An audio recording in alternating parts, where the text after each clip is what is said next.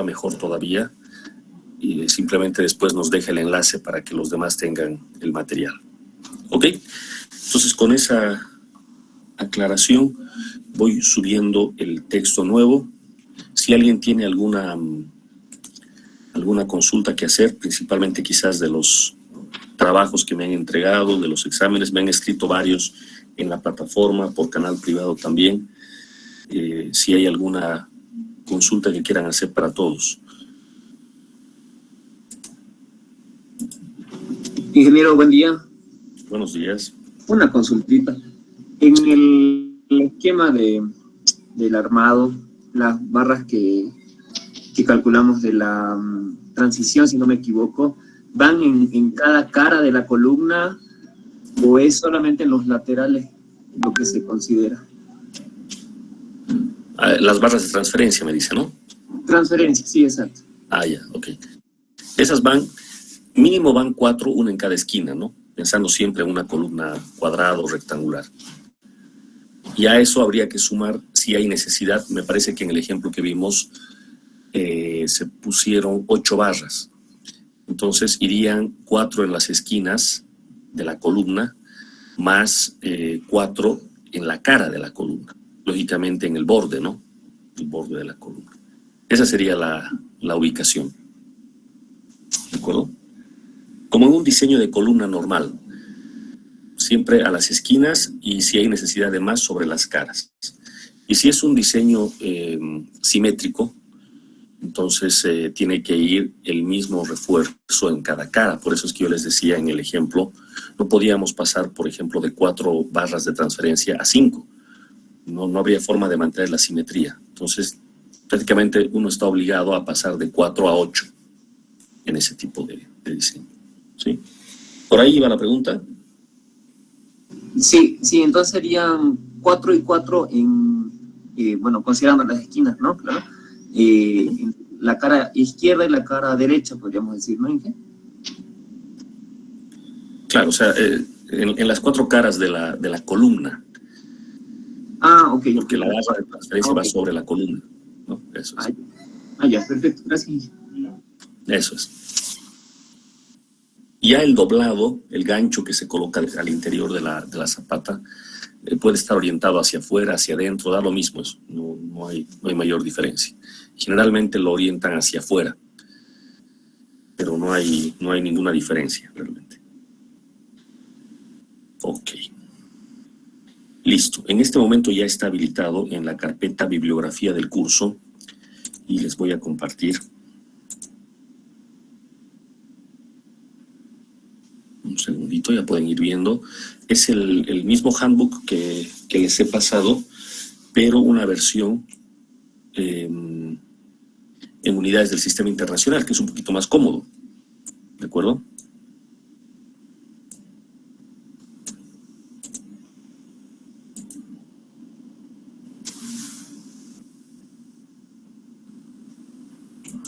Un segundo.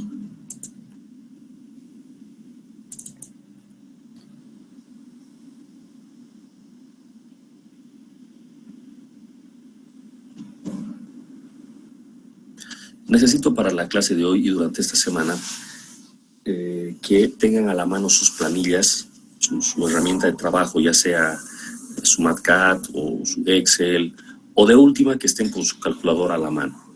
La primera semana de clases yo les pasé ya una planilla hecha, ¿no es verdad? Porque necesitábamos mirar con bastante profundidad todo el cálculo. Ahora vamos a seguir una metodología diferente. En base a la guía, vamos a ir generando la planilla en la clase. ¿De acuerdo? Entonces, eso también les va a permitir avanzar un poco más en paralelo con lo que yo muestro. ¿De acuerdo? Pero voy a requerir la participación de ustedes. ¿De acuerdo? Aunque sea con una calculadora y una hoja de papel, pero irme devolviendo los resultados en la medida en la que vayamos haciendo el trabajo. ¿Ok? Entonces, vamos a compartir. ¿Alguien está grabando? ¿Me puede confirmar?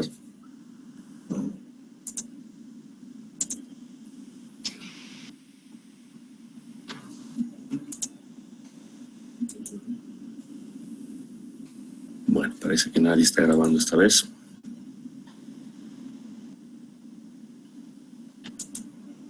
Ahí está, Franz dice que sí. Ya, muchas gracias, Franz.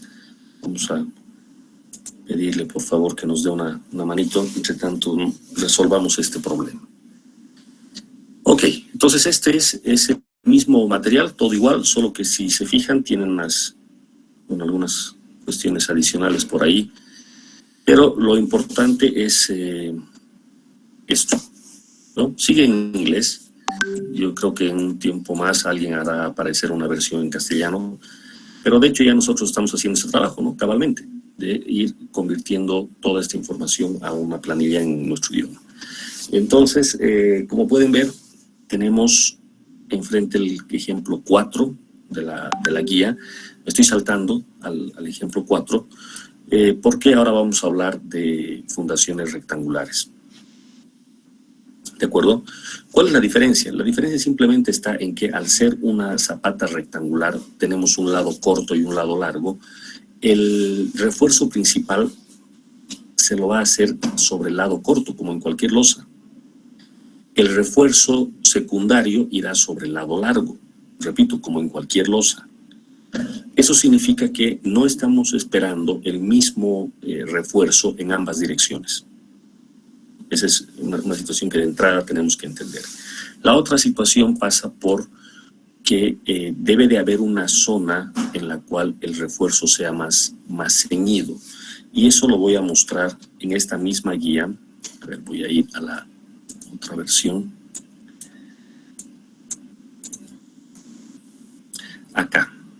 Miren, esto es lo que hemos estado, ahora que ya podemos, hemos visto todo un ejemplo, podríamos regresar a la parte en la que nos habíamos quedado. Habíamos visto estos tipos de fundación y acá están algunos detalles que ya los hemos visto en el diseño y vale la pena ahora detenernos a revisar nuevamente. Aquí está nuestra zapata con el refuerzo principal en la parte inferior y esto es lo que nosotros llamamos QU, que llegaría a ser la presión que genera el terreno sobre la zapata y que tiende a flectarla en el sentido en el que uno espera que se flecte una zapata aislada, con la curvatura en la parte inferior. ¿De acuerdo? Voy a intentar hacer unos trazos, a ver si me van a confirmar si se ve en la pantalla. En todo caso, uno espera que esto se flecte así. ¿Se está viendo lo que estoy rayando? Sí, se ve. Eso es excelente. Entonces, claro, esta es la curvatura que uno espera, por eso es que el refuerzo principal va en la cara inferior y la cara superior está en compresión, así es que no necesita ningún refuerzo. Nosotros hemos tomado en cuenta estos detalles que se ven acá, con, por ejemplo, lo que se refiere a los 45 grados, por eso es que se hace el cálculo a una distancia D desde la cara de la columna, donde D es el canto efectivo, como pueden ver acá. Ahí están los 45 grados que corresponde al plano de falla, que es lo que uno espera. Entonces, pueden ver la distancia L-C1 medios menos D, que corresponde a la zona que es la que genera la flexión. Por eso es que se hace el cálculo de la flexión con esta zona. Por el otro lado, justo ahí, la cara, el plano crítico para el cortante en una dirección. ¿De acuerdo?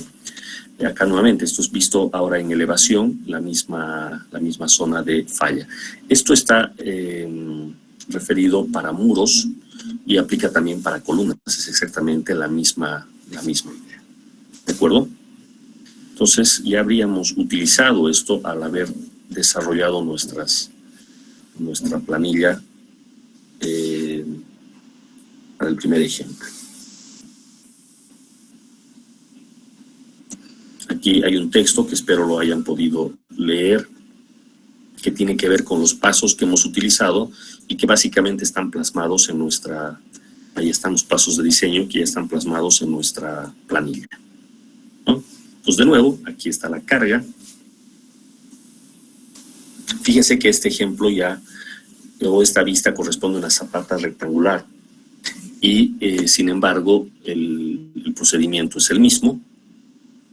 Vean ustedes, para el caso del corte en dos direcciones, tenemos un perímetro crítico que se está viendo acá, que se construye con una distancia de medios desde la cara de la columna y de medios al otro lado desde la cara de la columna, siendo un total de una distancia D, ¿no es verdad?, que se le debe de sumar a C2, que llegaría a ser en este caso el lado de la columna. Claro, estamos hablando acá de una columna rectangular también, con una cara C1 y la otra cara C2. Entonces el área y el perímetro crítico ya no corresponden a un cuadrado, sino a un rectángulo. La geometría cambia ligeramente. Vamos a utilizar L para el lado largo y B para el lado corto de nuestra zapata. Pero como ven, el concepto es exactamente el mismo. Otra vez buscar el perímetro crítico y el área crítica. ¿De acuerdo? Eso entonces, en lo que se refiere al corte, eso quiere decir de que las ecuaciones que tenemos ya en nuestras planillas las vamos a poder utilizar acá sin ningún problema. Son las mismas, solamente adaptando a una geometría rectangular. Acá, bueno, esto todavía no, de hecho no lo vamos a ver siquiera, pero vale la pena saber que se puede trabajar incluso con secciones compuestas, con perfiles metálicos. Esto aplica exactamente igual. Obviamente, algunas dimensiones son distintas, pero el concepto es el mismo y se puede aún aplicar. ¿De acuerdo? Esta es la distribución de la carga de la columna en la zapata. Ahí está.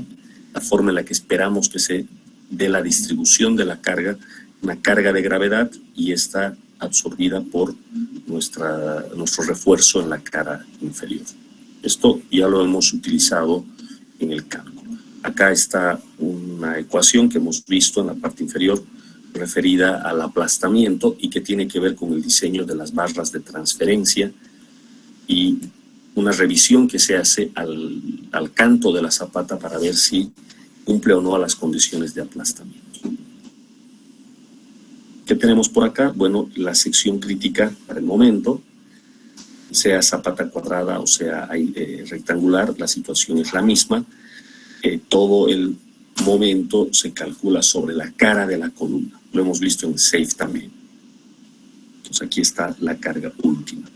Es similar a la carga última que hace un rato habíamos visto. De hecho, QU, ya que es fuerza por unidad de área, no cambia. Sigue siendo el mismo QU, sea que tomemos una parte de la zapata o hasta la cara de la columna, como en este caso Q, sigue siendo lo mismo.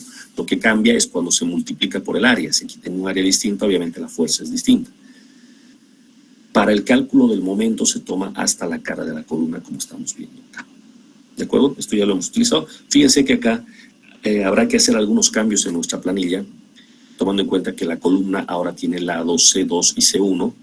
Entonces vamos a tener que calcular el momento de un lado con L menos C1 y del otro con L menos C2. Dependerá de la dirección en la que estemos analizando. ¿De acuerdo? Esta figura la hemos visto con más detenimiento. Aquí están las barras de transferencia, fíjense, dobladas hacia adentro, hacia el centro línea de la columna, pero da igual si se dobla hacia afuera, realmente no tiene ninguna importancia eso. Lo que importa es esta longitud LDC, que es la longitud de desarrollo en compresión, que el espesor de la zapata tiene que ser el suficiente como para que se desarrolle esta longitud. Y hacia el otro lado, LST es la longitud de desarrollo ahora en tracción. ¿De acuerdo? Y esto generalmente está gobernado por el diseño de la propia columna, ¿no? Pero se calcula exactamente igual como en el diseño de columnas para los empalmes. ¿Ok? Veamos acá más figuras. Esta sería una lámina importante, esta figura que tenemos acá, la 11.3, muestra la distribución de las barras en la dirección corta. Recordemos que en una zapata rectangular la dirección corta es la principal, ya lo dije hace un momento y vuelvo a decirlo, al igual que en una losa en dos direcciones corriente, ¿es verdad? la dirección corta es la principal. Entonces, por lo general, donde se optimiza es en la dirección corta. En la dirección larga no hace falta optimizar nada, entonces se suele colocar un refuerzo uniforme. No es raro ver que muchos ingenieros colocan en las dos direcciones un refuerzo uniforme. No es que esté mal eso, lo que pasa es que se podría optimizar, porque definitivamente la zona que tiene que ser reforzada es la central, y hacia afuera no es necesario. El diagrama de momentos nos va a mostrar, vamos a ver en el cálculo, que no es necesario colocar un refuerzo ceñido. Entonces, si alguien coloca, hace el cálculo del refuerzo, mirando la zona más solicitada, que está al centro, y coloca el mismo refuerzo hasta afuera, bueno, está gastando de más, ¿no? No está optimizando el material, no sería un diseño óptimo. Por el lado de la seguridad no hay ningún problema, está todo muy bien. ¿De acuerdo? Entonces se puede optar por este camino. Fíjense acá, N representa el número total de barras que se acomodan en la dirección corta. Y la distribución sería la que se está viendo acá, considerando que L minúscula es el lado largo, B el lado corto. Fíjense que se escoge esta distancia B, que es la misma, como tratando de formar un cuadrado acá, ¿no es verdad? La misma dimensión corta de la zapata, y a lo largo de esta longitud B es que se disponen los aceros de esta manera. Fíjense en qué proporción. Esta es una fracción. 2 dividido entre L sobre B más 1. Vamos a ver en el cálculo cómo salen los números así. Y bueno, ya que hemos puesto N minúscula barras, nos sobra para un lado N menos N medios y al otro lado N menos N medios también. Esta sería la distribución óptima. ¿De acuerdo? Cuanto más rectangular sea la zapata, con mayor razón hay que hacer esto. ¿De acuerdo? Entonces, esos serían los detalles a tomar en cuenta ahora. Aquí está la fórmula. En el ejemplo que vamos a hacer. Posteriormente vamos a ir a las zapatas con carga excéntrica, pero eso ya es un otro ejemplo. Solo aprovechando la figura, esta es la situación cuando tenemos carga excéntrica. La excentricidad se puede deber ya sea a una carga lateral fuerte, en este caso H representa una carga lateral, esta puede ser proveniente de sismos o de viento, principalmente. Entonces genera que una parte del terreno sea solicitado de más en comparación con el resto. O sea, ya la distribución de presiones sobre el terreno no es uniforme. Y como aquí prima la acción y reacción, si esta es la presión sobre el terreno, entonces también la solicitación sobre la zapata, la que va del terreno hacia la zapata, va a ser no uniforme. Entonces habrá que lidiar con esto y hay algunas alternativas para resolver esta situación. Esto puede darse en una columna que está ubicada justo al centro de la zapata, pero sujeta a una carga lateral, o puede darse en una situación como la que estamos viendo acá. No sé si se nota donde estoy poniendo el cursor, con una columna que se encuentra en el extremo de la zapata y el efecto es el mismo que como si hubiese una carga lateral. ¿De acuerdo? Entonces alguien preguntó sobre esto en una clase pasada, entonces bueno, vamos a analizar en estos días esta situación, pero en un tercer ejemplo. Entonces me detengo acá, vamos a regresar a la teoría más adelante, pero ahora concentrémonos en el diseño de la zapata rectangular. ¿De acuerdo? Este ejemplo lo tenemos acá, ejemplo 4. Entonces ahora vamos trabajando todos con nuestras respectivas planillas. Está mucho más digerible, digamos, esto, no hay que hacer conversiones a nada, está en megapascales. Eso sí, está en megapascales. Entonces yo voy a hacer la planilla para no estar haciendo ninguna conversión, todo en megapascales. En vez de 280 kilogramos sobre centímetro cuadrado, yo voy a decir 28 megapascales. En vez de 4200 para el acero, voy a decir 420 megapascales, etc. ¿De acuerdo? Pero nada más que eso. Ok, entonces, si ¿Todo el mundo me está entendiendo o alguien quiera que se haga alguna aclaración? Vamos a empezar a trabajar con nuestras respectivas planillas en este momento.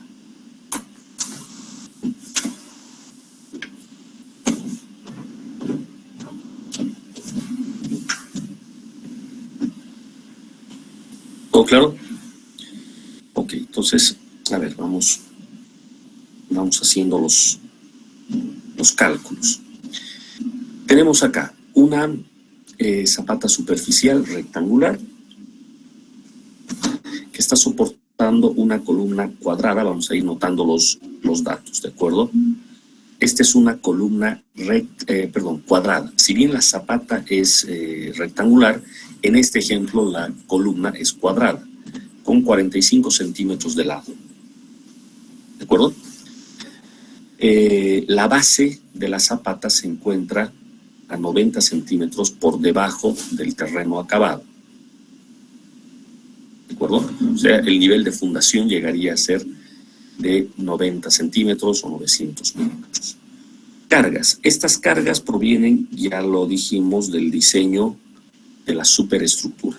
Nosotros estamos haciendo el diseño, se supone que ya previamente utilizando SAP, ETABS o la herramienta que ustedes utilicen, pudieron hacer el cargado de una estructura con todas las solicitaciones que ésta tenga, tomando en cuenta la arquitectura, etcétera. Todo el trabajo que se requiere para finalmente tener sobre cada una de nuestros apoyos estas cargas. La carga muerta, la carga viva, y en este caso, fíjense, para mostrar que obviamente esto se puede aplicar a cualquier tipo de carga lateral, ahora en vez de poner sismo, vamos a poner viento. En sus cursos previos, y quienes tengan la oportunidad de hacer materias como estructuras especiales, por ejemplo, o ingeniería antisísmica, podrán ver que el tratamiento de las cargas laterales tiene su detalle, ¿de acuerdo? Tiene su complejidad, tanto si hablamos de viento como si hablamos de sismo. Y en edificios altos, entendiéndose por alto ya un edificio de 8 o 10 pisos, esa carga lateral no puede dejar de tomarse en cuenta, ¿de acuerdo? Como estamos en un curso de fundaciones, vamos a dar por sobreentendido que ya la carga que proviene, sea del sismo o sea del viento, ha sido calculada y ya tenemos este dato. ¿De acuerdo? Simplemente habrá que pedirle a nuestro programa que nos indique cuál es el valor de esa carga. Aquí nos dice que la fuerza axial sobre la columna se debe tanto a las cargas de gravedad como a la carga de viento. Esta W en realidad es una carga axial, pero que proviene de la carga de viento. ¿De acuerdo? No es una carga lateral, esto quiero que se entienda bien. Tenemos nuestra zapata vista en elevación y la carga que importa es esta carga. Esta carga en servicio es la carga muerta más la carga viva, y ahora habrá que sumarle la carga de viento, pero siempre en carga axial. De esto estamos hablando, ¿ya? Entonces, para los cálculos, hormigón de 28 megapascales, para una zapata 28 megapascales está bastante fuerte. Recuerden que desde 18 se puede utilizar, lo frecuente es 21. ¿De acuerdo? 420 para el acero, lambda 1, que ya sabemos representa el concreto normal. Densidad del concreto y densidad del suelo son dos datos que, fíjense, cambia un poquito. 24 teníamos en kilogramos fuerza por metro cúbico, acá es 23.5 en kilonewton metro cúbico. Y la densidad del suelo, esta generalmente va por ese orden. Obviamente es un dato que nos debería de dar el laboratorio de suelos. Esfuerzos admisibles a nivel del terreno para carga muerta sola, 192. kilonewton sobre metro cuadrado. Esto llevado a kilogramos fuerza es más o menos 1,92. No es igual, pero más o menos, para tener una idea. 2,78 si se toma en cuenta la carga viva más, y 3,83 si se toma en cuenta el viento más. Y hemos comentado esto en las clases previas. Entonces, en nuestro caso, lo que generalmente tenemos, el único dato que tenemos generalmente es este, el D más L. No hay ningún problema si yo tengo mi planilla con las 3 capacidades portantes. Lo único que hago es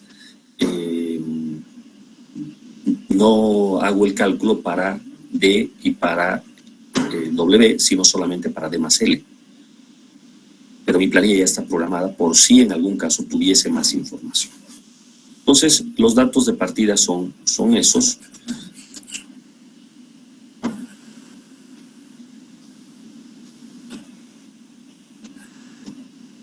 Por favor, el rato que alguien quiera hacer alguna consulta, simplemente interrumpe.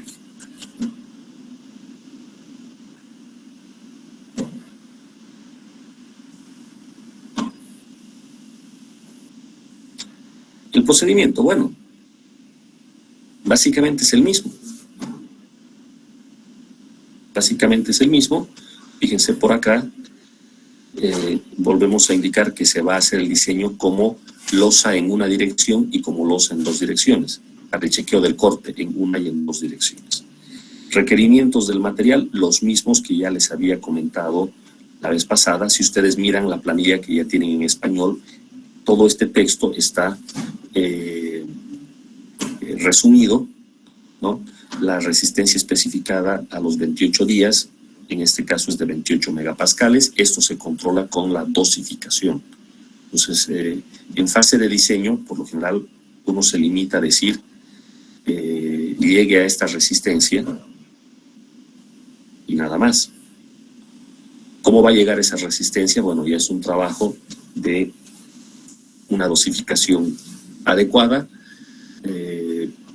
pero bueno, en fase de diseño, más que algunas recomendaciones, no se puede dar. Eso es todo lo que hacemos. Vamos a la determinación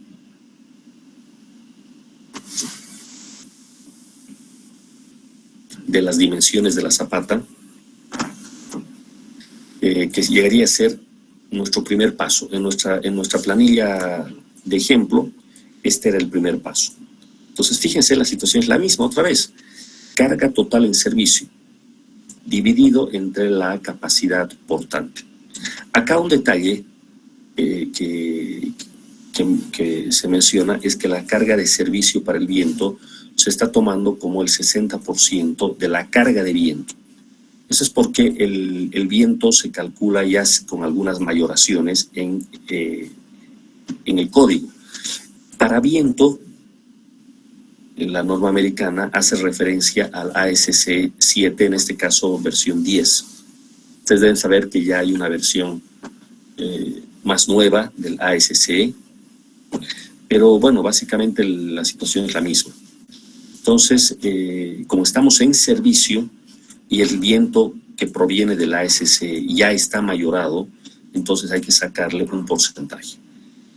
¿De acuerdo? El propio ASC indica que hay que sacarle el 60% a ese viento para considerar un viento mayorado. ¿De acuerdo? Reitero, esto se estudia con más detalle en un curso, por ejemplo, de estructuras especiales, para quienes vayan a seguir la línea de estructuras.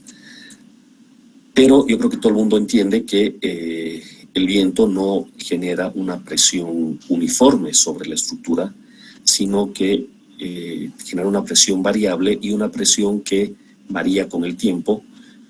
Solamente se hace efectivo esto durante eventos de ráfagas de viento. ¿De acuerdo? Y bueno, los diseños se hacen para las ráfagas que ya vienen mayoradas, y para servicio, reitero, hay que reducir. Ahora, si bien esta es la norma americana, el criterio que se ha adoptado en Bolivia en estos últimos años es el de alinearse casi al 100% a las normas americanas.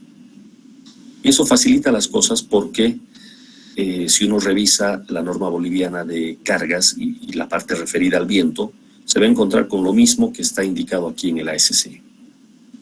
O sea, prácticamente esto es lo mismo que tenemos normado nosotros. ¿Ok? Bueno, con toda esa aclaración, pues pasamos a hacer el cálculo del área. Carga total entre presión admisible. Acá tienen en el lado derecho el cálculo para cada una de las cargas. Fíjense, este es para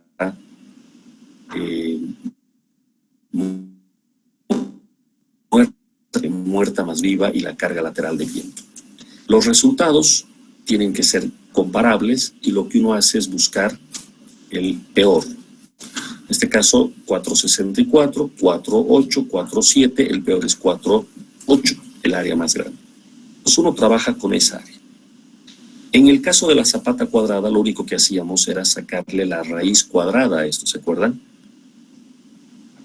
Y listo, ya teníamos el lado de cálculo y eso lo redondeábamos y eso era todo. Mientras que aquí, como es rectangular, habrá que tomar alguna decisión en cuanto al lado largo o al lado corto. En este caso se está sugiriendo lo siguiente. Agarramos el lado corto como constante y en este caso de 1,70 m o 1.700 milímetros. Entonces dividimos el área que necesitamos, que es 4.8, entre 1.7. Eso da 2.8 metros,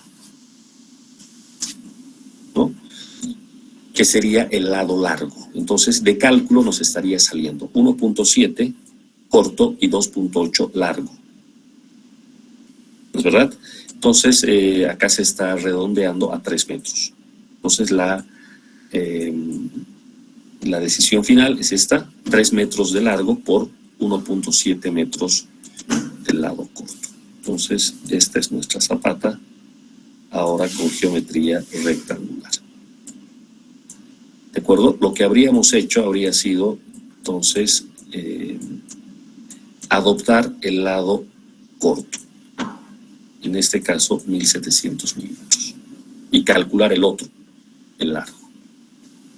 Lógicamente, al habernos pasado 2.8 era lo que se necesitaba, 3 se ha adoptado, el área requerida es más grande de lo que necesitábamos. Requeríamos 4.8 y tenemos 5.1 con estas dimensiones. ¿De acuerdo? Hay un cálculo más que se muestra aquí en el texto de B sobre L, ¿no? Para ver cuál es la proporción entre lado corto y lado largo, para ver cuán rectangular es la zapata. Cuanto más chico sea este número, más rectangular es, en este caso 0.57. ¿De acuerdo? Esta proporción la vamos a utilizar más adelante, así es que conviene tenerla ya calculada. ¿Ok? Entonces, mayores diferencias que esta no hay en el dimensionamiento en planta.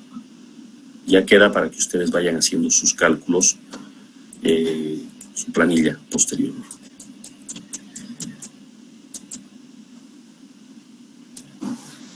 Bueno, con esto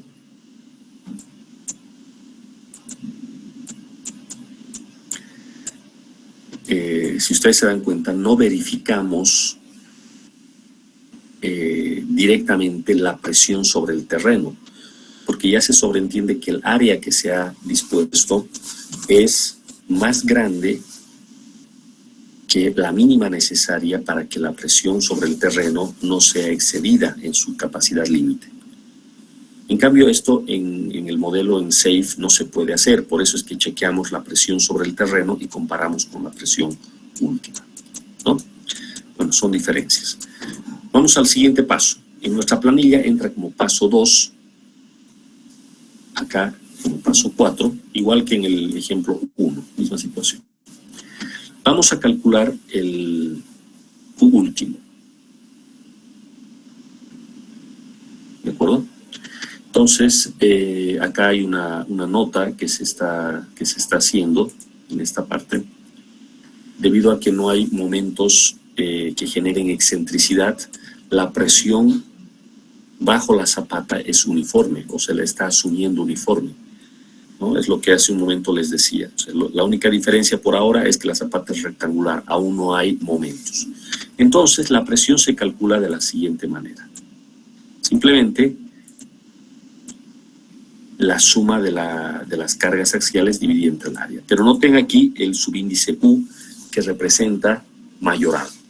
Entonces necesitamos las cargas mayoradas, las combinaciones de carga, las que provienen de gravedad son las mismas que ya sabíamos, 1,4 de las muertas o 1,2 de las muertas más 1,6 de las vivas.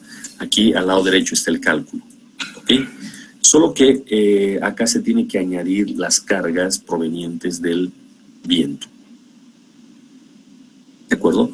Aquí dice caso de carga 1, caso de carga 2, caso de carga 4. Y eso es porque se sigue una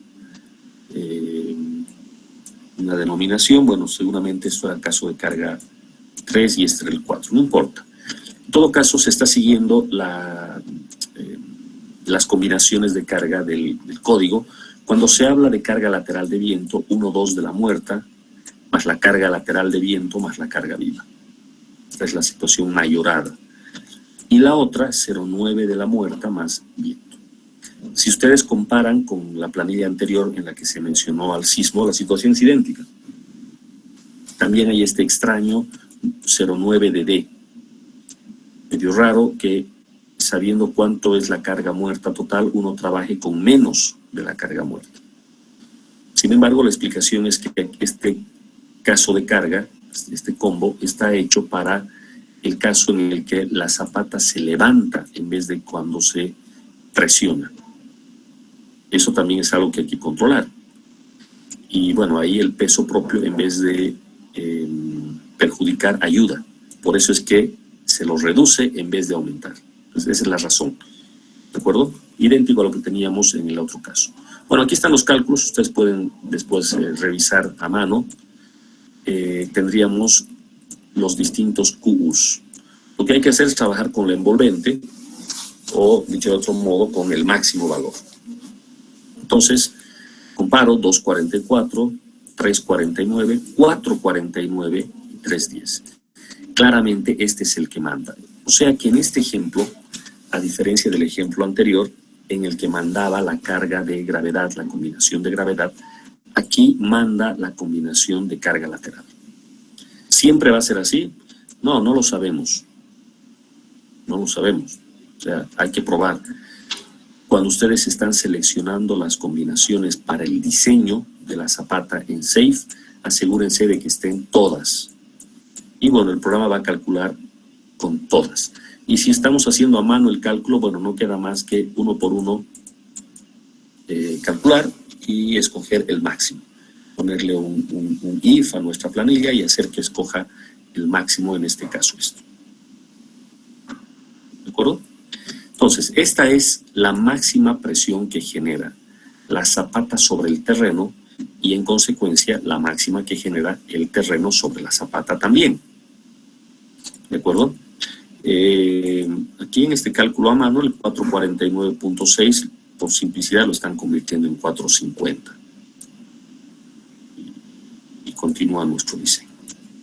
Listo, ya tenemos nuestra carga última y con esto podemos empezar a hacer la verificación del cortante. Otra vez, primero corte en una dirección, One Way Shear Design, y luego dos direcciones. Para una dirección ya esta parte es conocida. Es exactamente lo mismo que hemos hecho antes, solo que, fíjense, se está haciendo aquí el cálculo sobre el lado largo de la zapata. Claro, este tiene que ser el más crítico, ¿no? Entonces la situación es la misma, a una distancia D desde la cara de la columna se escoge el plano crítico. Y con esto se hace el cálculo. ¿De acuerdo? La carga que importa es la que se encuentra aquí achurada, la que hace el terreno sobre la zapata en este lugar. ¿Ok? Aquí tenemos la condición. La resistencia reducida, phi-Vn, tiene que ser mayor que la solicitación. El corte nominal depende del concreto y depende del acero. Pero de nuevo, aquí no tengo estribos. Así es que todo el corte nominal va a ser simplemente el que aporta el concreto. ¿Ok? Paso importante en esta verificación, asumir el espesor. Acá se está asumiendo un espesor de 700 milímetros. ¿De acuerdo? Entonces nuestra zapata tendría un canto total H. Esto se adopta por criterio del calculista, del ingeniero. Ya uno tiene que tener más o menos una idea, ¿no? Si está haciendo la zapata para una casa de 2 pisos, no va a ponerle 70 centímetros, obviamente con 30, que es el mínimo, ya va a dar, no va a necesitar más que eso. Pero si está calculando un edificio de 8 niveles y quiere poner zapata aislada, pues es muy probable que necesite 60, 70 centímetros de espesor, como acá. ¿De acuerdo? Ahora, bueno, si se equivoca, tampoco es mucho problema, porque para eso está la planilla, le dirá si tiene que aumentar o reducir. Como siempre, el canto efectivo, tomando en cuenta que por aquí está nuestro refuerzo principal, y el canto efectivo es esto. El cálculo, el mismo que hemos visto en zapata aislada. ¿Qué hay que hacer? Restar H menos el recubrimiento. Recuerden que el recubrimiento mínimo tiene que ser de 5 centímetros. En este ejemplo ahorita vamos a ver cuánto se está tomando. Aquí está. El cover es de 75 milímetros, o sea, 7.5. ¿De acuerdo? Mínimo 5 centímetros, no se puede poner menos que eso. Y entra aquí dB medios. ¿Qué cosa es dB?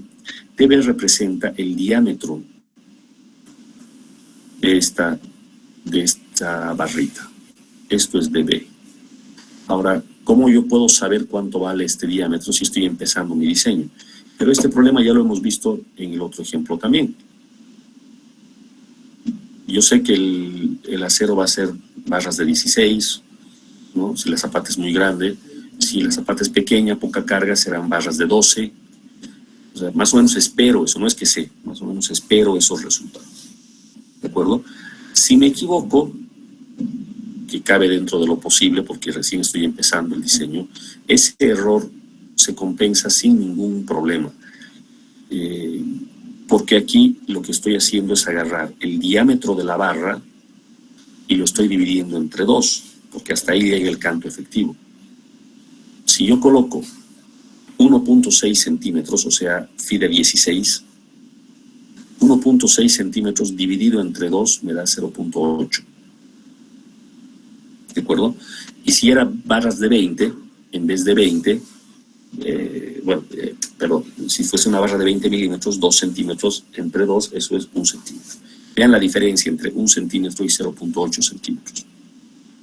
No es una diferencia considerable, o sea, ese error, entre comillas, es algo que se puede tolerar sin mayor dificultad. Y claro, si es que quiero que todo sea perfecto en mi diseño, cuando ya esté pasos abajo, revisando el diámetro, puedo regresar a esta parte y sacar el valor exacto. Pero realmente no es algo fundamental, no es algo demasiado importante. A ver, me detengo acá, alguien me está haciendo una pregunta.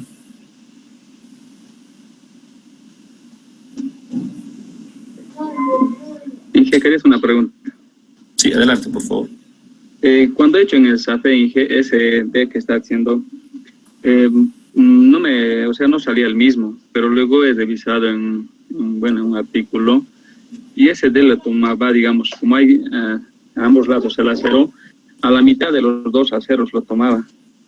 Entonces los restaba completamente, no de medios, directamente de, o sea, de la barra, ¿no? El diámetro de la barra. Eso, entonces por eso es que en el SAFE, cuando he verificado, quitándole ese medio, me salía igual que el SAFE. Perfecto, perfecto. Tiene mucho sentido eso. Para eso justamente hay que chequear la memoria de cálculo del SAFE, ¿no? En este caso, está calculando, no sé si todo el mundo ha entendido lo que dice su compañero. Él ha encontrado que SAFE está calculando no a D medios, sino a D. O sea, en vez de restarle D medios, hay que restarle D y le sale el resultado exacto, coincide exactamente. Es un dato muy importante que está compartiendo acá su compañero. Y tiene que ver con bueno, eso está seguramente en la memoria de cálculo del programa, pero pasa esto, ¿no? A ver, miren.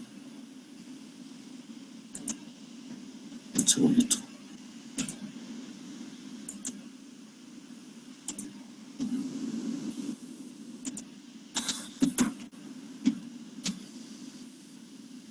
Esto es así, ¿no? Tenemos nuestra zapata.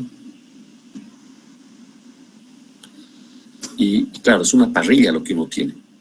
Entonces se entiende que el refuerzo principal es este y el refuerzo secundario va arriba, porque yo necesito que el brazo sea más grande para el refuerzo principal, por eso lo coloco abajo.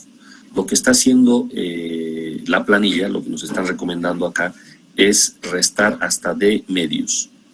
O sea, justo hasta la mitad del refuerzo principal, el que aquí es la línea horizontal, hasta la mitad. Pero si le resto en vez de DB medios, simplemente DB, o sea, el total, me estaría situando a la mitad, no sé si se logra notar, a la mitad entre el refuerzo principal y esto, o sea, justo aquí. Lo cual tiene mucha lógica, ¿no? Tomar hasta ahí el recubrimiento. Ahora, está muy bien, o sea, uno siempre trata de buscar lo más exacto que pueda, para eso está haciendo su cálculo. Pero ahora noten ustedes esta situación. ¿Para qué se usa este canto efectivo? El canto efectivo lo usamos para el cálculo de los cortantes, tanto el cortante último como la resistencia.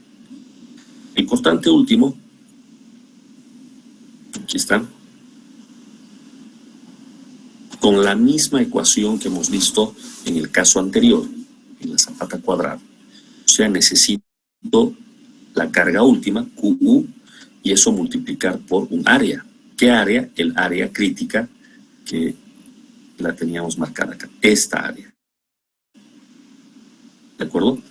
Entonces, ahí se calcula con esa distancia D. Si yo tuviese una pequeña imprecisión en mi canto efectivo D, entonces pues estaría anotándose en el cálculo de BU. Pero ya como les comenté hace un momento, estamos hablando de discrepancias a la fracción del centímetro, al milímetro. Tomando en cuenta que L vale 3 metros, 2 metros y medio, una discrepancia al milímetro en 2 metros y medio no es algo que sea determinante. ¿Me dejo entender? Esto es VU entonces. Y acá abajo tengo la resistencia. La resistencia la calculo con la ecuación habitual. Ojo con esto, pero 0,17. En las planillas, por favor, cuidado con meter la pata en esta parte. ¿Ok? Estamos trabajando en kilonewtons, estamos trabajando en megapascales, no en kilogramos fuerza. Entonces, la resistencia ya no trae el 0,53, ¿se acuerdan? No, no hay 0,53, sino es 0,17. Muy importante eso. Entonces, bueno, haciendo números, ¿qué es lo que ocurre? Fíjense aquí, en el ejemplo de cálculo, el canto efectivo da 615.5 milímetros. 0.5 milímetro. Esa precisión a la décima de milímetro no tiene ningún valor, ninguna importancia práctica. La precisión en la ingeniería, en nuestra ingeniería, llega al milímetro. ¿De acuerdo? Entonces, si yo coloco 615, está muy bien. Acá, obviamente, tengo que redondear y podríamos ahondar en este punto. Podría yo redondear a 615 o 616. ¿Cuál me conviene más? Bueno, 615 por el lado de la seguridad. ¿No es verdad? Ok, entonces voy a hacer mi cálculo así, con 615 y calculo el cortante último. Tengo fuerza sobre área, multiplico por el área, tengo fuerza. Tomando en cuenta todas las unidades que ya estaban, que tienen que estar en metros, miren los milímetros llevados a metros, etcétera, termina dando en kilonewtons 505. Este es el cortante último. ¿Y cuánto la resistencia? La resistencia nominal es 0,17 por la raíz, etc. Y para que se convierta en la resistencia ya para mi cálculo, tengo que reducirlo aún más por el factor de 0,75, que es el factor de reducción para corte, ¿no? Resultado, resistencia al corte en una dirección 705, solicitación 505. Cumple. En fase de diseño, lo primero que uno hace es chequear que cumpla, que haya más resistencia que solicitación. Sin embargo, no está de más hacer un cálculo que, por cierto, yo les he pedido en el examen, que no estaba en mi planilla y justamente era lo que yo quería que ustedes se percaten y puedan hacerlo solos, que en realidad es un cálculo muy sencillo, añadir una línea de código en su planilla e indicar ratio, cuánto me solicita dividido entre cuánto resiste. Y bueno, si me pueden ayudar, por favor, haciendo los números con estos ejemplos, sería 505 entre 705. ¿Cuánto da este ratio? 0.716. Perfecto.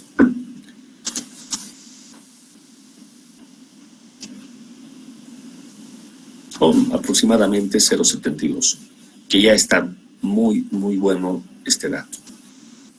Entonces, el ratio para corte en una dirección es de 0,72 en este caso. ¿Qué significa esto? Que el elemento ha sido dimensionado de manera que está siendo solicitado al 72% de su capacidad. Dicho de otra manera, podríamos reducir el canto para que esto sea más eficiente. Pero no es momento de hacer esas reducciones. Primero hay que hacer el resto de las verificaciones. ¿De acuerdo? Entonces, esta línea del ratio vale la pena, muchísimo, vale la pena tenerla en la planilla. Aquí en este ejemplo del libro no coloca, pero orienta mucho el tener. En el ejemplo o en la pregunta del examen, yo les había pedido que analicen al revés. Les daba el ratio. Y les decía, a ver, llegue al canto de manera que el ratio les dé 0,80 o les dé 0,90, lo que fuere. Entonces, ustedes tienen que calcular el canto efectivo para eso, ¿verdad? Ok, ¿todo el mundo va entendiendo? ¿Alguien quiere hacer alguna observación o pregunta?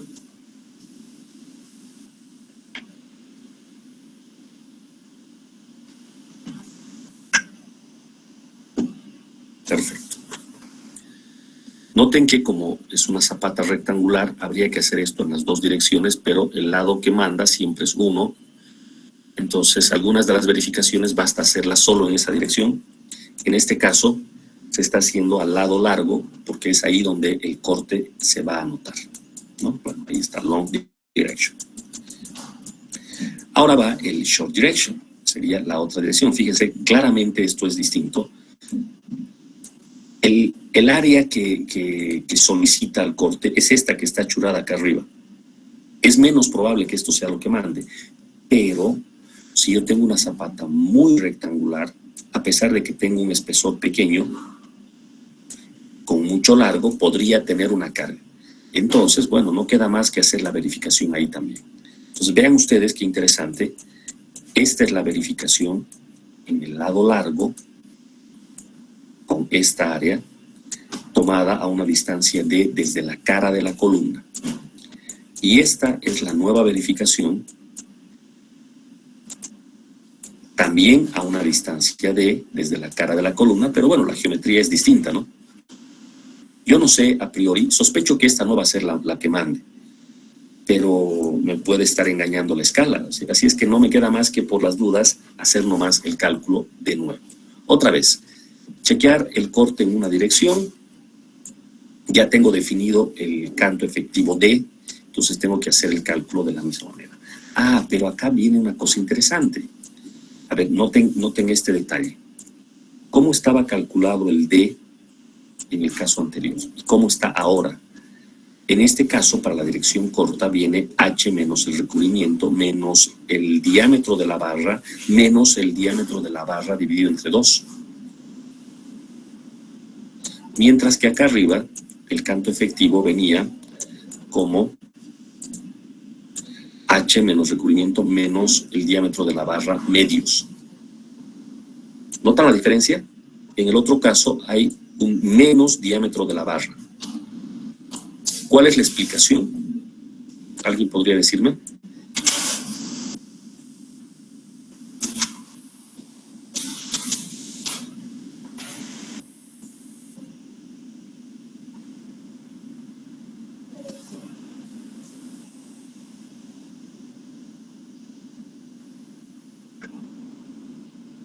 ¿Se entiende lo que estoy diciendo? Acá para el canto efectivo, cuando se estaba chequeando el lado largo, se puso la misma fórmula que en el ejemplo de la zapata cuadrada. O sea, h menos el recubrimiento menos la mitad de la barra a flexión. Pero acá, en el lado corto,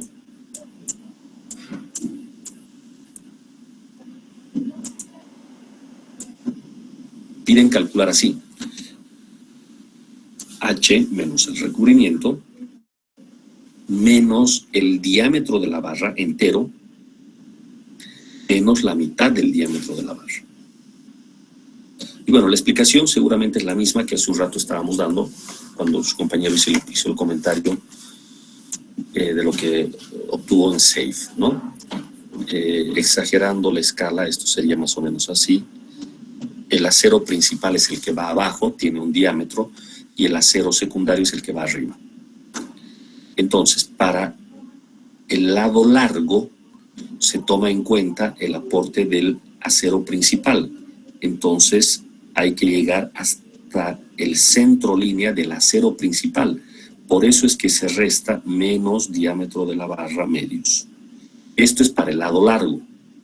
Pero para el lado corto, que es el que estamos viendo ahora, hay que restar hasta el centro línea del acero secundario. Entonces hay una diferencia. Ahora necesitamos restar el diámetro de la barra menos el diámetro de la barra medios. Obviamente aquí se está asumiendo que el refuerzo en las dos direcciones tiene la misma varilla, que puede como no ser. Pero reitero, un error acá va del orden de los milímetros, y ese nuestro ratio que hace un rato hemos calculado de 0,72 podría terminar siendo 0,73 o 0,74 a lo sumo, si es que uno coloca el diámetro correcto. ¿Me dejo entender?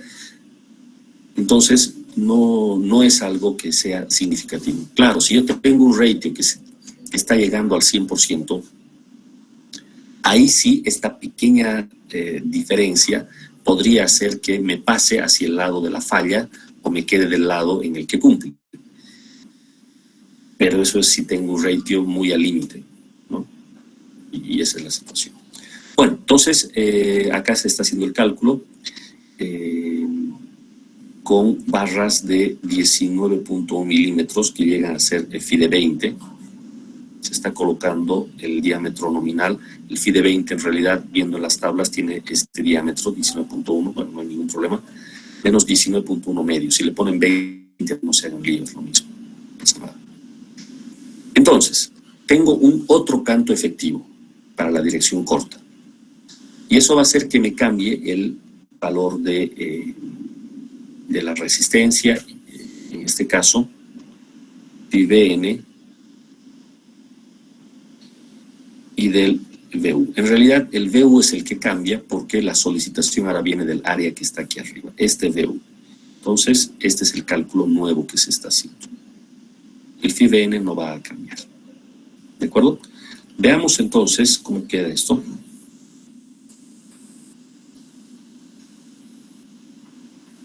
Ingeniero, ¿por qué es diferente en esa otra dirección?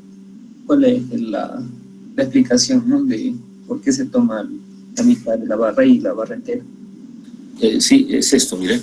A ver, otra vez lo voy a dibujar, es lo que acabo de borrar.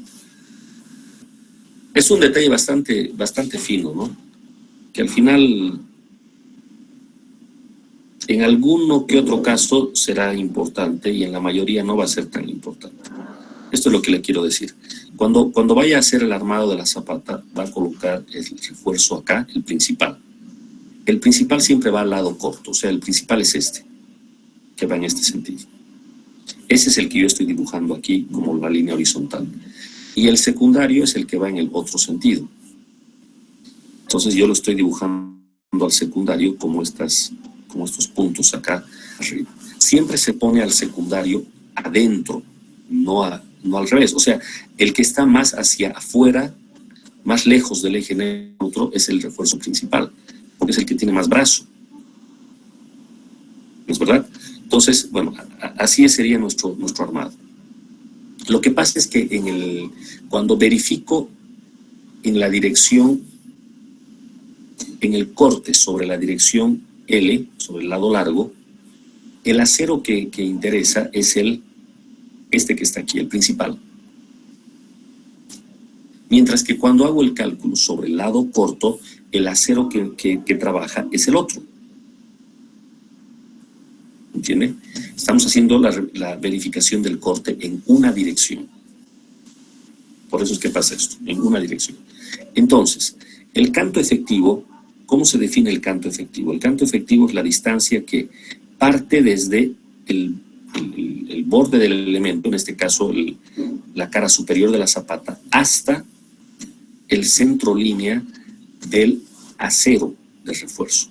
Como yo tengo dos aceros acá, dos líneas de acero, una que está abajo y uno que está arriba, depende cuál de los dos es el que está trabajando, en este caso al corte. Entonces, iba al lado largo, el acero que trabajaba era el de abajo. Era este. Este es el que trabaja al lado largo. Mientras que para el lado corto, el que trabaja es este otro. Este va al lado corto. O sea, la barra que está arriba. O sea, hay una pequeña diferencia. Si yo, en este ejemplo, están tomando diámetro de la barra como 20 milímetros. O sea, phi de 20. Como si tuviésemos barras phi de 20 abajo y phi de 20 arriba. O sea, en las dos direcciones, quiero decir. ¿No? Entonces, el primer canto efectivo es menos recubrimiento y menos la mitad de 20 milímetros, o sea, de B medios. Mientras que para el otro, ya tengo que restarle el menos de B y tengo que volver a restarle menos de B medios. Por eso se pone esto así. ¿Me entienden? Ahora, esta es es más conceptual que otra cosa, porque en la práctica la verdad es que restar estos 19 o no, mucha diferencia no hace. No va a ser. Pero bueno, hay que colocarlo. ¿Ya? Entonces, el resultado final aquí termina dando 596.35. Una vez más, esto redondeado solo al milímetro, 596, y de preferencia hacia abajo, ¿no? Hacia el entero inferior. Esa es la diferencia. Entonces, por favor, en las planillas, tomar en cuenta eso. Ya no tenemos un solo canto efectivo. Ahora tenemos dos, dependiendo de en qué lado estamos trabajando. En el lado largo o en el lado corto. ¿Ok? Bueno, los números vienen acá de esta manera.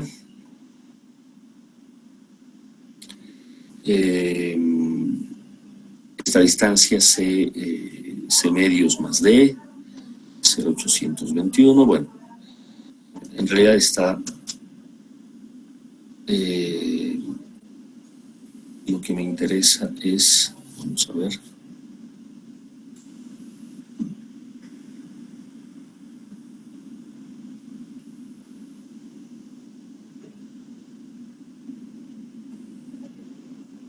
ok, aquí no nos están pasando el valor del corte como tal, pero se está indicando que, ya, aquí dice eso. El corte en la dirección corta está bien por inspección. ya que el plano crítico se encuentra en el borde de las... Ah, ya, bueno, prácticamente fue lo primero que les había indicado, y yo pensé que aquí en el libro iban a hacer el cálculo, pero al final no lo ha hecho. O sea, ha indicado cómo se debería calcular, pero no nos muestra los números. Miren el argumento que da aquí al final, dice, no puede fallar al corte en esta dirección, porque está muy al borde el elemento. O sea, lo único que han hecho aquí ha sido calcular a qué distancia se encuentra, nada más, y dicen, esta área es muy chica. Entonces, podríamos hacer nuestro cálculo, pero no va a fallar, ¿no? Bueno, está bien para el libro esto, ¿no? Para una planilla que tiene que tomar en cuenta todas las posibilidades, lo recomendable sería hacer nomás el cálculo, de nuevo, de la solicitación y de la resistencia. ¿De acuerdo? Entonces, hagamos el cálculo completo acá. ¿Me entienden? En esta parte lo que hace el libro es decir, me ha quedado muy al borde el área crítica, entonces ya no lo voy a revisar, porque obviamente no va a fallar. Correcto, fue lo primero que les había dicho también. Se nota que está muy al borde y es muy poco probable que falle. Pero, y aquí yo estoy haciendo una planilla que la voy a utilizar en muchas situaciones, en una de esas podría ser que por mucho que esta área sea pequeña, en espesor quiero decir, el largo compense y me dé un área total más grande, y sea esta la crítica. Entonces, por las dudas haremos nuestro cálculo. Les voy a pedir que me ayuden con los números entonces. ¿Ok? La fórmula está aquí para el VU. Acá nos vamos a anotar, ¿de acuerdo? A ver, ayúdenme con la solicitación última. Tienen acá la ecuación. B es esto, y hemos definido cuánto es. L es la otra dimensión. D está aquí calculado como 596 milímetros y QU ya lo tenemos calculado también. A ver, dícteme por favor el valor de VU.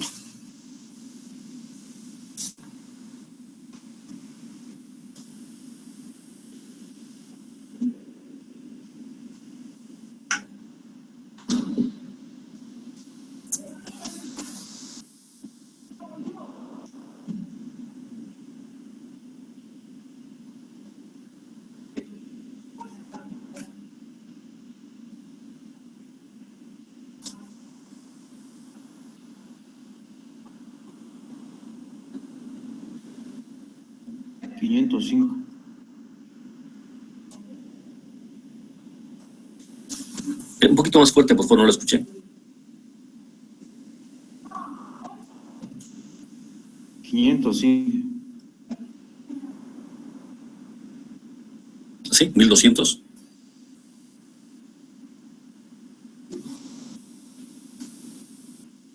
Ok, si alguien nos puede confirmar, por favor.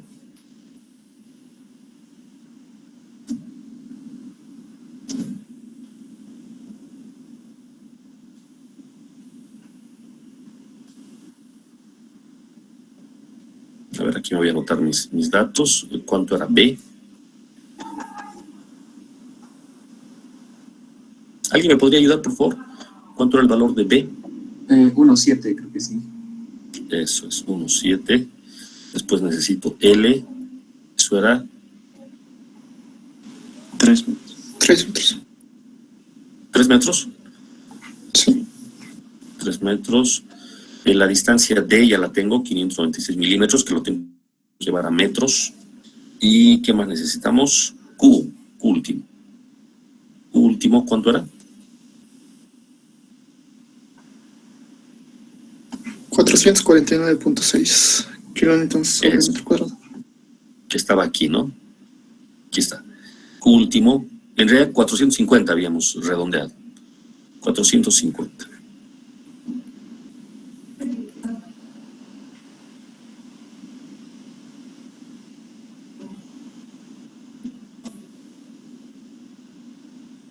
Y esto está en kilonewtons sobre metro cuadrado. Hay que tener cuidado, entonces estaría todo en unidades de kilonewtons. Y reemplazando en esta ecuación, ¿alguien puede verificar el 1200 que dictó su compañero?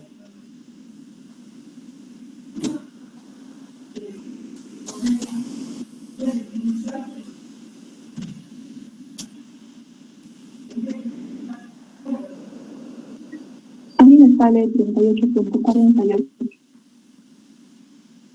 A ver, nuevamente, 30 y 38.48. eso es, kilonewtons. Perfecto. ¿Alguien que nos confirme alguno de estos dos resultados? Yo, entre tanto, voy a mirar el phi-VN, que está aquí. Fíjense que aquí está el phi-V. 0.17 raíz de F'C y demás, y esto salió 705, y la solicitación quedó en 505 en el caso anterior, cuando estábamos mirando sobre el lado largo, pero nuestra sección al corte está en el lado corto. Me dejo entender, ¿verdad? El primer cálculo lo hemos hecho tomando la cara, el plano crítico, a una distancia de, pero moviéndonos sobre el lado largo de la zapata. Y ahora estamos haciendo lo mismo, pero moviéndonos sobre el lado corto. Entonces, fíjense, cuando estábamos analizando la resistencia, poníamos B, y este B eran los 1.7 metros. ¿No es verdad? Porque nuestro plano era esta línea punteada. Ahora, nuestro plano es esta otra. Esta otra que está aquí. Entonces, para la resistencia ya no hay que poner B, sino hay que poner L. Entonces voy a colocar aquí mi cálculo para phi VC. La fórmula comienza así: 0.17, la raíz de F'C por B, que en realidad en este caso es L, y por D. ¿Me dejo entender? Y aquí me está faltando, ya que dije que era por phi, entonces tengo que multiplicar todo por 0.75, que es el valor de phi. O sea, esta misma ecuación es la que teníamos acá arriba, en esta parte de acá. Lo mismo, solo que ahora en vez de el término BB doble, por eso es que en la norma aparece como BB doble, o sea, no está queriendo decir que sea el lado B necesariamente, también puede ser el L. En realidad es el lado del plano que resiste al corte. ¿Ok? Entonces, ahora sí podemos terminar de hacer nuestros números y necesito que me vayan confirmando los resultados, por favor. Inge, ahí me sale 39.15. 39.15, en todo caso se parece más a este. Sí, igual. Ah, ya, genial. Entonces, este lo vamos a quitar. Y de una vez en limpio, 38.48 o 39.15, la diferencia es muy pequeña, básicamente está bien. Entonces, esta es la solicitación. Y la resistencia, mire la solicitación tan pequeña, comparado con los 500 que teníamos en la otra dirección. Ya ahí uno se da cuenta de que va a cumplir sin duda. Porque fíjense, tengo menos solicitación y más resistencia que hace rato. O sea, esto sin duda va a cumplir. Es una formalidad lo que estamos haciendo. ¿De acuerdo? Entonces, por favor, dícteme ahora el resultado de todo esto. Fíjese.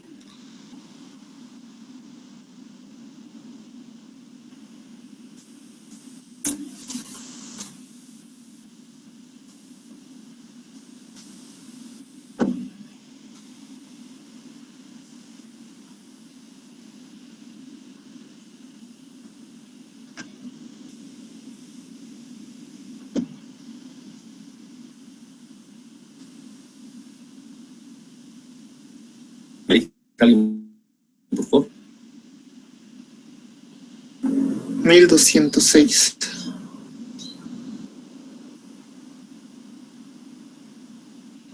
Eso es.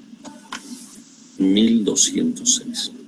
Entonces, lo que aquí decía en el texto, y que era algo que también yo les había indicado de principio, se está confirmando, ¿no?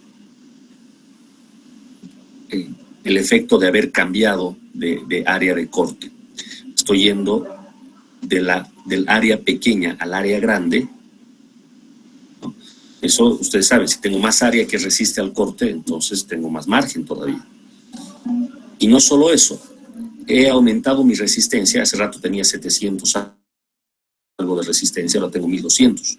Pero por el otro lado, la solicitación se ha reducido, porque tengo un área que genera el corte más chica que antes. Entonces, sin lugar a dudas, en esta dirección no pasa nada, o sea, cumple con mucho. Esta no era la dirección importante. ¿De acuerdo? Pero bueno, ahí está. En las planillas, por las dudas, hay que calcular todo, no cuesta nada. Programar una vez y que el programa calcule y nos diga, bueno, está todo saliendo bien. Ok, con eso termina la verificación al corte en una dirección. Como habrán visto, lo único que hemos hecho ha sido, en vez de un cálculo, 2. Y chequear que en los dos ocurre, hay suficiente capacidad. ¿Ya? ¿Alguna pregunta que alguien quiera hacer?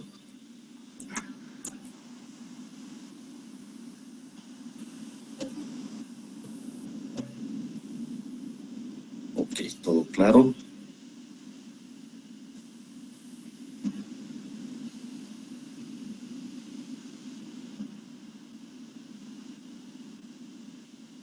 Listo. Sigamos. Corte en dos direcciones. Misma situación. Corte en dos direcciones.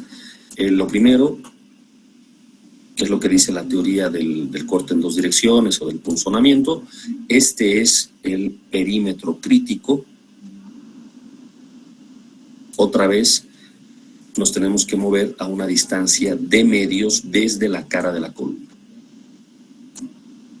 ¿De acuerdo? Si la columna es cuadrada, entonces va a quedar un perímetro y un área crítica también cuadrados. Si la columna es rectangular, pues esto va a quedar rectangular. ¿Hay alguna diferencia? Ninguna. Es lo mismo. Todo funciona igual. El área que está achurada fuera es la que genera la fuerza de punzonamiento, el cortante por punzonamiento. Pues si se va a romper, ¿no? En términos coloquiales, si se va a romper esta zapata por punzonamiento, lo que va a ocurrir es que la zona de falla va a ser esta línea punteada que tenemos aquí. ¿Quién resiste al corte? Pues solamente el concreto, VC. VS, que es el corte provisto por los estribos, no existe en una zapata porque no hay estribos. Entonces, tal como antes, la resistencia al corte es simplemente la resistencia provista por el concreto.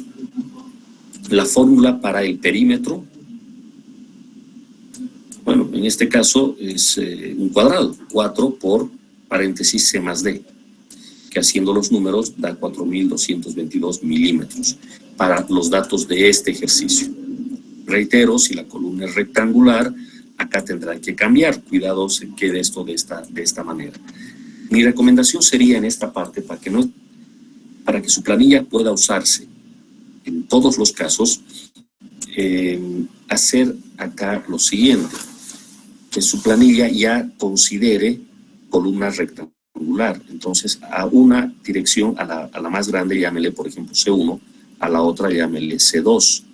Y cuando esté calculando el perímetro, en vez de poner 4 por, lo que podría hacer es C1 más D, más C2 más D, más C1 más D, es decir, esto sería 2 veces C1 más D, más 2 veces C2 más D. Esta sería una manera más general de expresar para que puedan usar su planilla en columnas rectangulares. ¿Correcto? Pero bueno, ahí está. Para una cuadrada termina siendo lo que está ahí en el libro nomás. Acá arriba está el cálculo del canto D, que vamos a ver de dónde ha salido este 605.5. Ya. Aquí dice ACI 318, permite que el ingeniero tome el promedio del canto efectivo en las dos direcciones ortogonales cuando se esté diseñando la zapata. ¿Se acuerdan que habíamos sacado un canto de 615 hace rato y uno de 596, tomando en cuenta ese asunto de si estábamos al centro línea de la barra de abajo o de las barras de arriba? ¿No es verdad? Entonces lo que aquí indica el código es, bueno, ahora tiene que escoger un canto efectivo para esta verificación, pues tome el promedio. Que ni el uno ni el otro. toma el promedio. ¿De acuerdo? Que en este caso da 605.5 milímetros. Va a estar a medio camino entre el centro de línea del refuerzo de abajo y el centro línea del refuerzo de arriba. Repito, son detalles que en la práctica, salvo que estemos muy al límite, o sea, con un ratio próximo al 100%, en el resto de los casos pasa desapercibido esto. O sea, alguien podría tomar 615 o alguien podría tomar 596. Y el resultado le va a salir igual de bien, prácticamente lo mismo. Pero lo correcto sería tomar el promedio como nos están indicando acá. Entonces hagamos las cosas de la manera más exacta hasta donde valga la pena hacer. ¿Vale? Entonces hacemos este promedio. Ya está.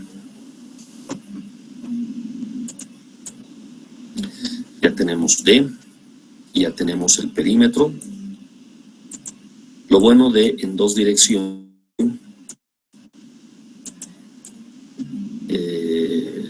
bueno, ya de una vez se hace el cálculo, de por sí el cálculo viene en dos direcciones, o sea, no hay que hacerlo al lado largo o al lado corto, de una se hace todo. Entonces veamos los cálculos como vienen acá. Primero que nada, la resistencia del concreto. ¿Sí?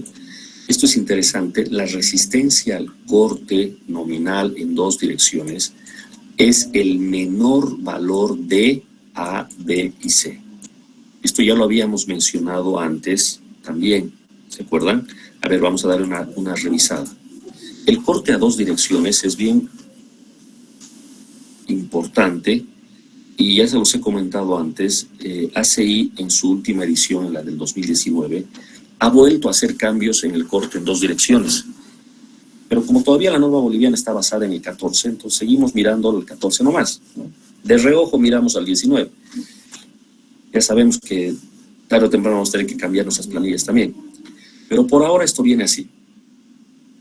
La resistencia al corte nominal en dos direcciones es el menor valor, el menor de estos tres.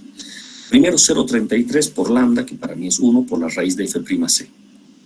Haciendo estos cálculos, fíjense que F'C, cuidado con meter la pata y está colocando 280. Estoy en unidades del sistema internacional, o sea, pongo 28 megapascales y todo me sale en megapascales. ¿De acuerdo? Entonces, esta resistencia está en megapascales 1.75. Trae unidades de fuerza sobre área esta fórmula. Toditos estos vienen en fuerza sobre área, o sea, en este caso en megapascales. La otra es esta, 0,17 paréntesis 1 más 2 sobre beta. Lambda F'C. ¿Qué cosa era beta? Ustedes se acuerdan, el ratio, la razón entre el lado largo y el lado corto de la columna. Como en el ejemplo que estamos siguiendo, la columna es cuadrada, beta vale 1. Aquí está beta 1. Pero si fuese como hace un rato yo les comentaba, C1 y C2, entonces largo entre corto y coloco aquí el valor de beta. ¿Sí? Bueno, reemplazando 1 da 2.7. El otro me dio 1.75. Finalmente esta otra ecuación donde tenemos a alfa S, que ya habíamos visto antes. Alfa S depende de si la columna es interior, si la columna es de borde o si la columna es de esquina. Ya habíamos comentado eso antes. En este caso, la columna es interior, entonces alfa S vale 40. En el examen yo había puesto también eso, ¿no? Para diseñar una zapata que corresponde a una columna, ya no me acuerdo cuál puse, pero había que buscar el alfa S que corresponda. Solo en esta parte se nota. En el resto no aparece. No hay ninguna diferencia si la zapata es interior o no lo es. Bueno, reemplazando, aquí tenemos el reemplazo, da 3.4. Como estamos aquí calculando la resistencia, me ha salido resistencia de 1.75 de 2.7 y de 3.4. Obviamente el que manda es el más chico. Este es el que manda, el menor. ¿De acuerdo? Entonces en mi planilla escojo el más chico de todos, el mínimo, y con eso ya tengo en unidades de megapascales, o sea, en fuerza sobre área, la resistencia. Esto tengo que convertir en fuerza, porque generalmente lo que hacemos es controlar fuerza cortante, no esfuerzo cortante. Este es el esfuerzo, por eso es la V chiquita, la V minúscula. ¿Cómo lo convierto en fuerza, en resistencia a fuerza del corte? Simplemente multiplicando por el área. 4.222 y 607. ¿Dónde están estos valores? A ver, ¿alguien me puede decir dónde está el 4.222 y el 607?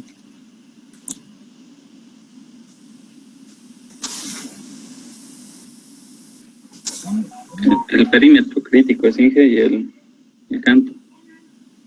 Correcto, eso nomás, el perímetro y el canto. Inge, pues una pregunta. Igual, en este lugar igual el SAP utiliza, ¿no? O sea, con estos valores anteriores, no con el de fuerza. Porque para hacer el Raytheon, por ejemplo, utiliza, digamos, en este caso, digamos, tomamos entonces 1.75 megapascales, toma, para hacer esa revisión, y no ya con la multiplicación. Perfecto.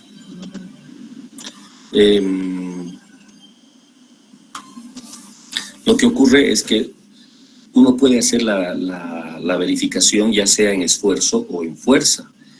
Estas ecuaciones que estamos viendo acá están para fuerza, ¿no? Entonces, si le cumple en esfuerzo, también le va a cumplir en fuerza. Al final es equivalente. Pero lo que estamos haciendo aquí es controlar en fuerza.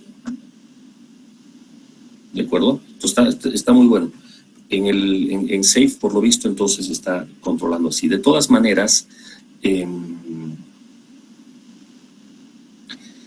SAFE nos da los resultados justamente así, en fuerzas y en esfuerzos. Tal cual, forces o stresses. Y uno le pide el resultado como quiera. Y tiene ambos, en realidad. Tiene ambos. ¿Sí? Bueno, entonces ya hemos introducido acá el perímetro y el canto, y la fuerza que resiste el concreto es de 4.474 kilonewtons, que tiene que ser reducida por el coeficiente de minoración de 0,75, dando una fuerza total de 3.355. Esto tendrá que compararse con la resistencia, o más bien con la solicitación última, y a esa la tenemos aquí abajo. Acá ya estamos en lo último del cálculo. FIBC, aquí, VU, que sería simplemente, tomando en cuenta el área, multiplicar el Q último, bueno, aquí está la fórmula, tal cual, último por L por B menos C más D al cuadrado. Y esa fórmula viene de acá arriba, de esta figura que ya habíamos mostrado hace un momento. Como ven, entonces es exactamente lo mismo, el concepto es el mismo, por eso es que podemos pasar un poco más rápido. Aquí está. El área achurada es la que genera la fuerza cortante. El plano que se encuentra justo por esta línea punteada, y hay que mirarlo hacia abajo en profundidad a una distancia. ¿De acuerdo? Entonces, aquí está mi formulita, el cortante último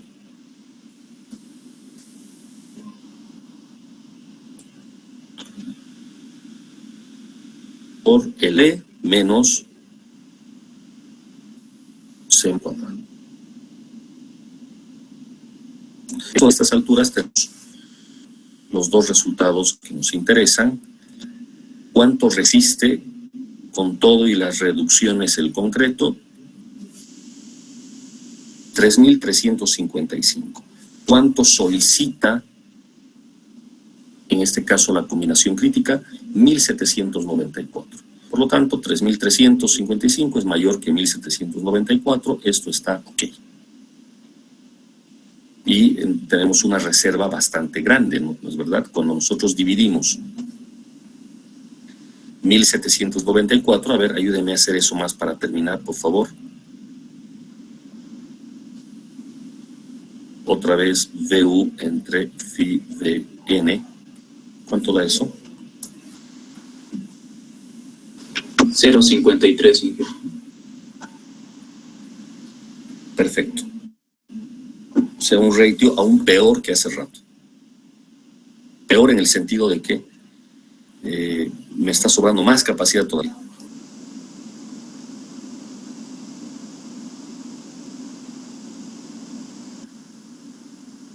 O sea, conclusión.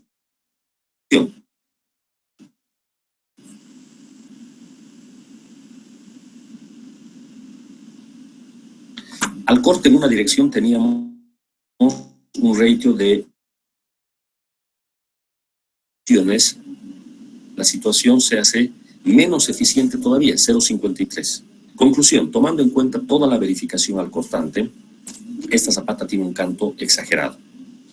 La única razón por la cual podríamos mantener este canto sería si más abajo, cuando vayamos a revisar la transferencia de esfuerzos, se vea que por aplastamiento necesitamos este canto y por longitud de desarrollo también necesitamos este canto. Pero si incluso en esos casos nos sigue sobrando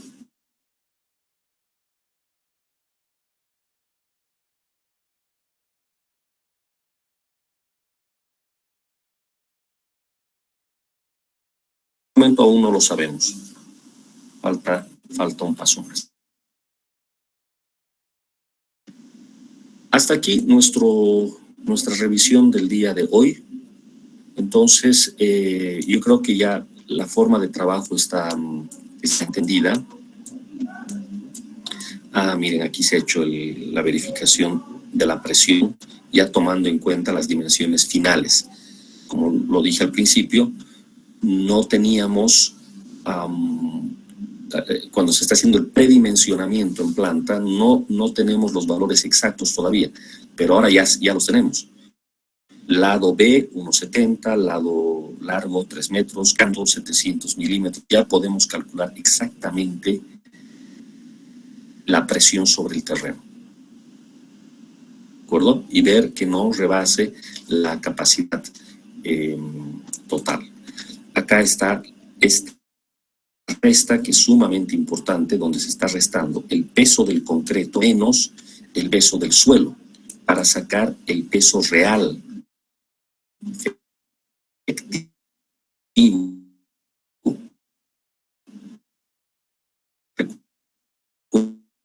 Recuerden ustedes que el suelo ya podía sostener su queda solamente una fracción. Se hace el cálculo. Finalmente, en estas condiciones no se exceda la capacidad total. Con eso se estaría completando esta parte del cálculo y podríamos empezar con el diseño a flexión, que ya no lo vamos a hacer hoy, sino al arrancar la clase de mañana. ¿De acuerdo? Entonces, aquí me detengo. Creo que, como decía hace rato, y la metodología del trabajo está clara. Me han pasado las listas, quisiera comentarles eso, las listas supuestamente definitivas. Yo supongo que ya no se va a volver a abrir más esto, y el número de inscritos se ha reducido. Así es que incluso en el tema de los exámenes no vamos a necesitar dobles salas ni nada. Ok, nos facilita un poquito las cosas. Les pido por favor, jóvenes, que el trabajo es continuo. Estos cursos, la única forma de que sean efectivos, que valgan la pena hacer estos cursos de temporada, es que se le pueda dedicar de parte de ustedes casi la dedicación exclusiva a la materia.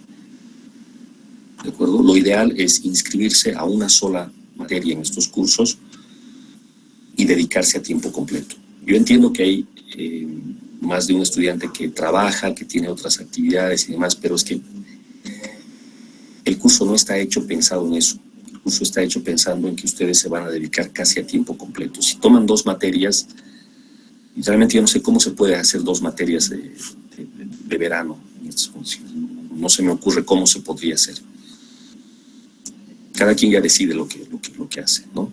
Para quienes tienen trabajo extra universidad y les cuesta dedicarse, pues van a tener que hacer un esfuerzo aún más grande. Yo les voy a pedir prácticas y exámenes a cada 3 días más o menos. O sea, otra vez, en cuanto terminemos este ejemplo, que ya va a ser básicamente mañana, y en 2 días otra vez hacemos lo mismo, un pequeño examen y su práctica. Y así vamos a avanzar hasta el 20 de febrero cuando se acabe el curso. ¿Ya? Eso es, señores. Si hay alguna pregunta, por favor, caso contrario nos desconectamos. Ingeniero, la anterior página podría volverlo a explicar, es que se entrecortó un poco su internet. Ah, ya, perfecto. ¿Esta de la presión total sobre el terreno? Sí, por favor. Ah, ya, perfecto. Decía yo que esto lo habíamos visto en el ejemplo anterior también, es la misma verificación que se hace una vez que ya tenemos las dimensiones definitivas de la zapata. Porque en el paso 1 estábamos predimensionando, aún no sabíamos si iban a ser definitivas o no las presiones. En cambio aquí ya sabemos las dimensiones, mejor dicho. El lado corto es 1,70, el lado largo es 3 y el canto es 70 centímetros para nuestra zapata. El cálculo de la presión sobre el terreno no es nada más que fuerza entre área. Tan simple como eso, fuerza entre área.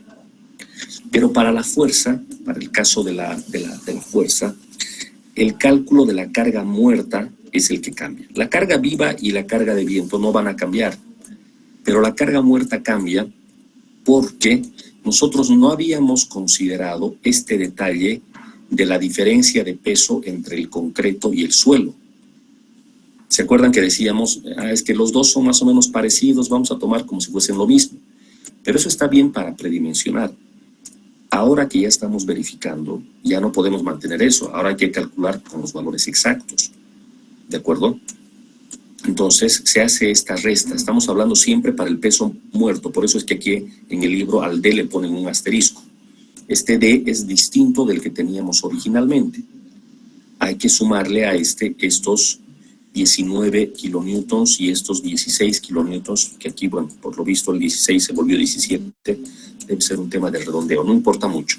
El asunto es que originalmente tenía solo 890 kilonewtons y con eso había hecho el cálculo. Pero en la realidad tengo que sumarle estos 17 y estos 19. ¿De dónde vienen estos? El primero viene del peso de la zapata.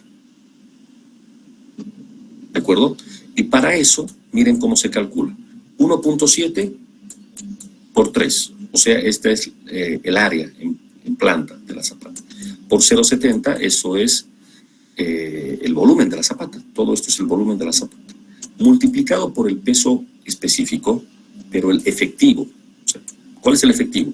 Es el del concreto menos el del suelo. Y esto lo saben ustedes porque cuando no existía la zapata, este volumen que ahora lo ocupa la zapata estaba ocupado por el suelo. Y el suelo no tenía ningún problema en soportar ese peso.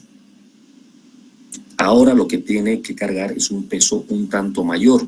Entonces, ¿cuánto es ese un tanto mayor? Es 23.5 menos 18.9. Peso del concreto menos peso del suelo. ¿Me dejo entender? Haciendo los números, esto da 16 kilonewtons. Entonces, estos 16 son el peso de la zapata por encima del peso que tiene el suelo ocupando este mismo volumen. Entonces, estos 16 kilonewtons son adicionales a lo que el suelo, cuando no había zapata, tenía que soportar. ¿Ok? Por el otro lado tengo esto. el peso del suelo como tal. Por lo general las zapatas no se quedan descubiertas.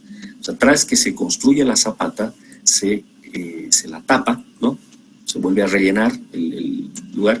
Obviamente ya me queda un volumen de concreto que debo de excluir, ¿no? El relleno que voy a hacer, ahora, ¿cómo se calcula? Pues simplemente 0,9 menos 0,7. ¿De dónde 0,9?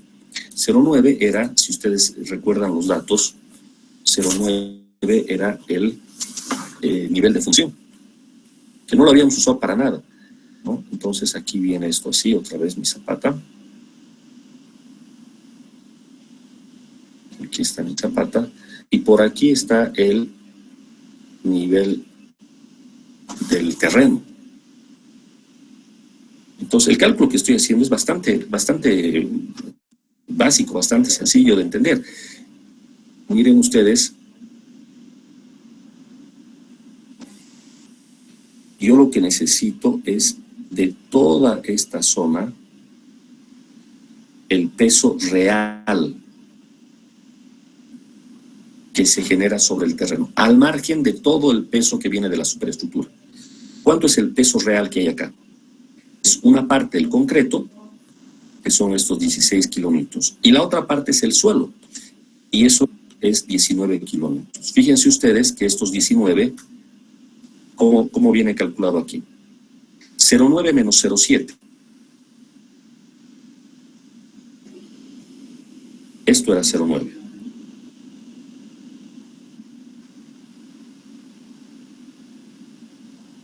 Nivel fundación. No sé cómo le llamaban en suelos a esto, pero normalmente se pone así. Nivel de fundación, 0,9. Y el 0,7 es el espesor de la zapata. Entonces, claramente 0,9 menos 0,7 es lo que queda ahí arriba de suelo. Multiplicado por 1,7 por 3, que son las dimensiones en planta de la zapata. Y multiplicado por 18,9, que es el peso específico del suelo, dando como resultado 19. Entonces, sumo al peso que ya tenía la carga muerta, el peso efectivo de la zapata y el peso del suelo. Y esto me da 926. Es un poquito más grande que lo que yo tenía en mi predimensionado. Entonces hago el chequeo para la carga. ¿Se acuerdan que la carga crítica en este ejemplo era la que traía el viento? Entonces utilizo esa combinación, fuerza total dividida entre el área, y me da una capacidad, o más bien una presión sobre el terreno de 361. Cuando yo tenía una capacidad admisible de 383, entonces cumple. Esa es la verificación que hemos hecho acá, tomando en cuenta ahora los pesos reales. Ya no estamos en predimensionamiento. Y este mismo cálculo tendríamos que hacer también, ¿no? En la zapata cuadrada. Creo que no lo hemos considerado, pero no en el anterior ejemplo. Sí lo hemos considerado. Sí lo hemos considerado. Es exactamente el mismo cálculo. Tal vez no lo hemos visto en detalle, pero sí es lo mismo. Es exactamente el mismo. De todas maneras, con esto podría, si es que no lo tiene en su planilla, podría regresar y lo añade, ¿no? Sí, porque en la verificación con el programa, generalmente en planta, bueno, dependiendo del caso, a veces nos requiere que aumentemos un poco de dimensión, entonces luego de eso vendría a sacar nuevamente las dimensiones reales y hacer este recálculo de la nueva carga de asterisco, ¿no? En este caso, y verificar a la capacidad portante. Correcto, eso es. En el cálculo a mano, este sería el momento en el que se hace la verificación, ¿no? En el cálculo con el programa, bueno, no lo logra hacer el programa si nosotros no le ayudamos. Esto no lo logra hacer solo, ¿se dan cuenta? Tendríamos nosotros que manualmente introducir esta carga para que el programa pueda tener, porque él no tiene la profundidad de fundación y el terreno que va encima, ese dato no lo tiene el programa, se lo tendríamos que entregar para que pueda hacer la verificación. Entonces esta parte que está aquí mostrada, sí habría que tenerla a la mano, aparte del programa. ¿Sí? Ok. Bueno, si hay más consultas. Y que una consulta. Sí, dígame.